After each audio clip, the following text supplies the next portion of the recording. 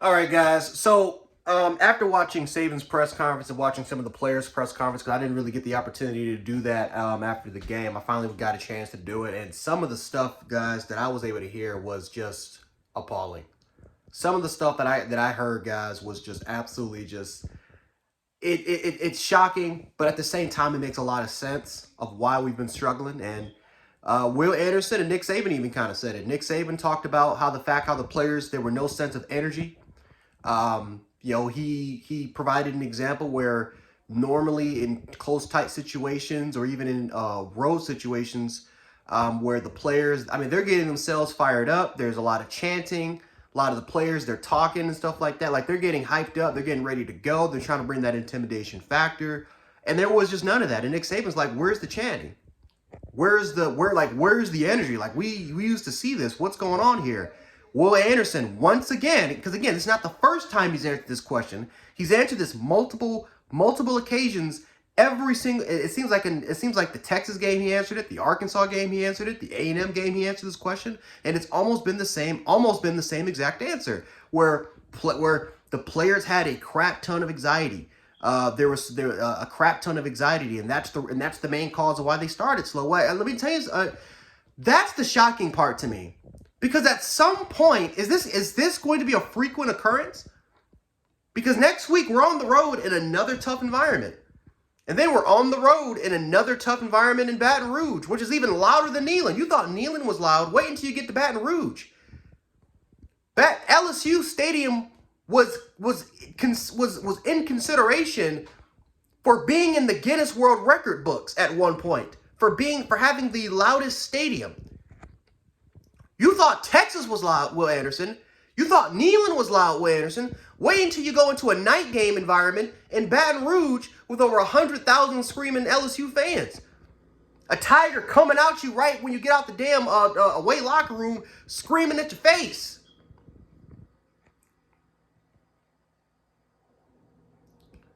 Man, I mean, guys, but it's concerning, but it makes sense. The penalties, look at this. The Texas game, how many penalties did we have in that game? We had over 10 penalties. I think we had 15 penalties in that game.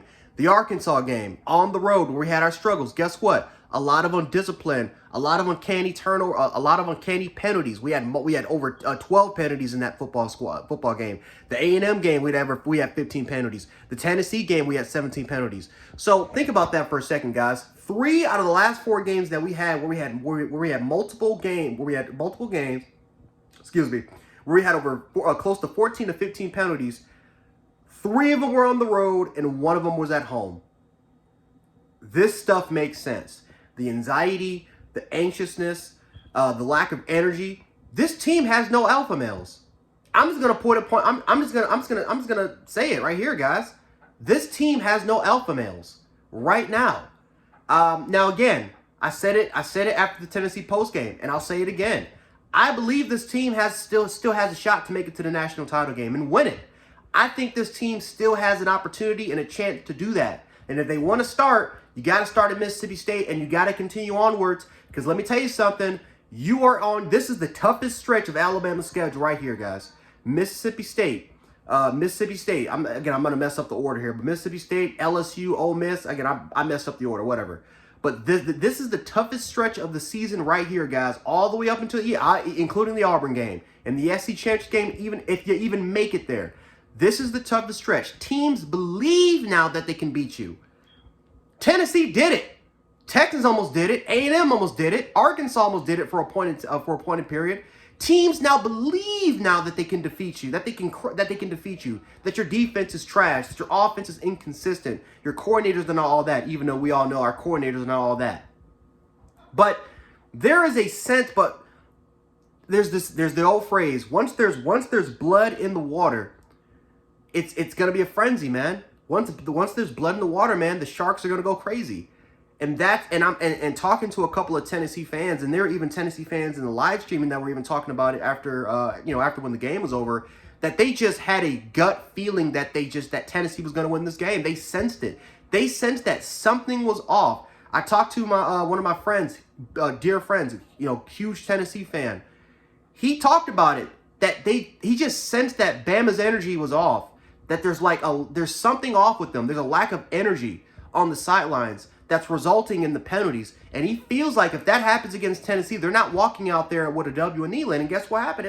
It happened.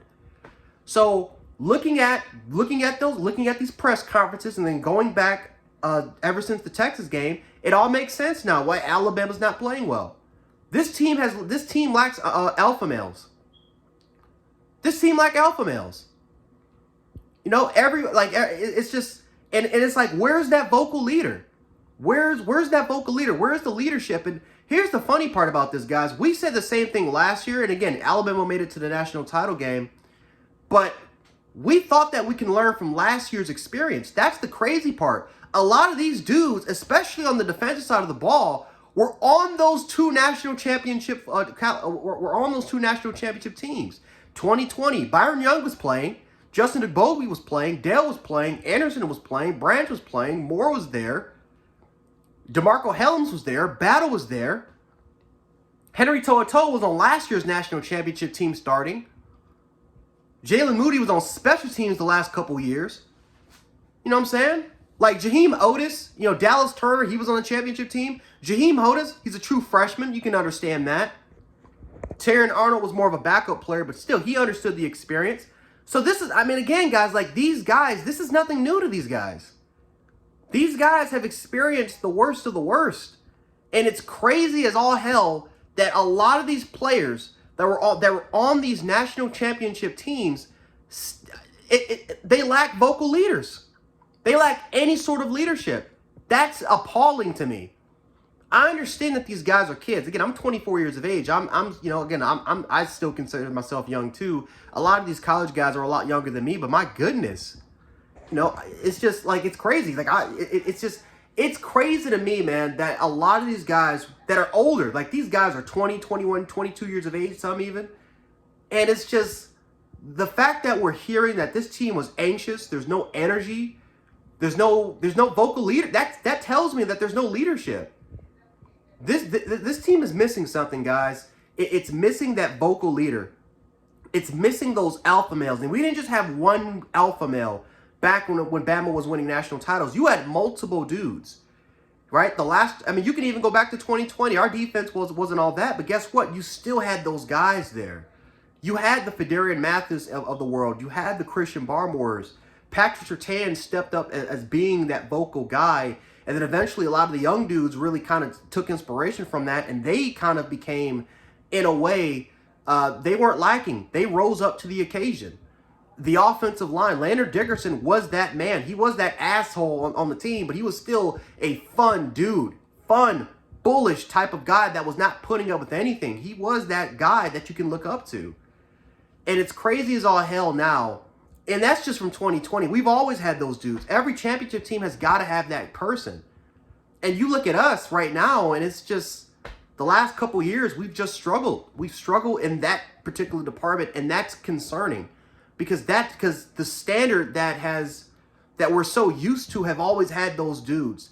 It wasn't even a question before they even stepped on the field. These guys were winning the mental aspect at pregame.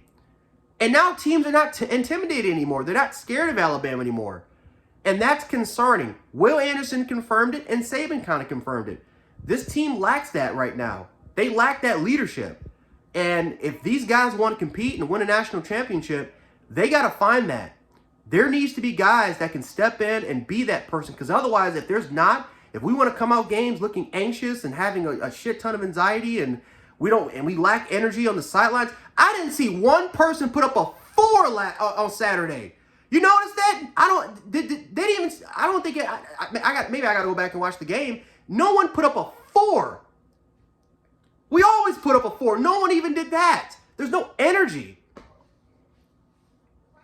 So, I don't know, man. We got to get, I don't know. I don't know what we have to do, man.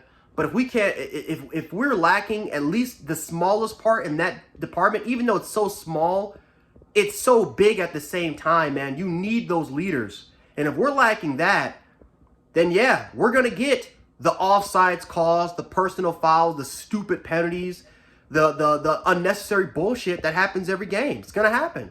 because we can't even get the smallest aspect like that down.